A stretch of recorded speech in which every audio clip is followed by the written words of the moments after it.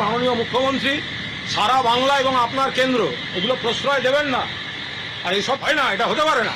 একটা লোক রাস্তায় নিরস্ত্র দাঁড়িয়ে সাংবাদিকদের সঙ্গে কথা বলছে, এদের সঙ্গে আমার কোনো শত্রুতা নেই, এখানে কোনো উত্তেজনা নেই, এর সঙ্গে জনরোষের কোনো সম্পর্ক নেই। অসভ্যতা করা এবং ভয় দেখানোর জন্য আমি যাবো, তারা যদি মারার হয় ছবি তোলার হয় তুলবে। আর কুণাল ঘোষকে গায়ে হাত দিয়ে মেরে, আরে কুণাল ঘোষকে একসময় সামলাতে 150 পুলিশ সামলাতে পারতো না। এই দুটো কুকুর বেড়াল আমায় কি করবে?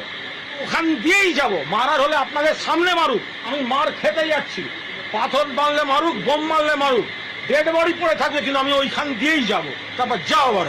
আমি করেছি, মমতাদি করেছেন, কে অত্যাচার করেছে? ইয়ার কি মানে জায়গা পাইনি? অত্যাচার যদি করে থাকে থানা পুলিশ করবে, আপনাদের গভর্নমেন্ট অ্যাটাক করাবে। এটা কোনো কথা হলো?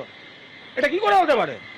একটা লোক দাঁড়িয়ে বলে দিল অনেক অত্যাচার করেছে। কোন অত্যাচার করা হয়েছে? আর যারা যখন উপকার নিয়েছে, যে মেরেছে ওকে জিজ্ঞাসা করুন চাকরি রেখে দিয়েছে, জিজ্ঞেস করুন কোথায় চাকরি করতো।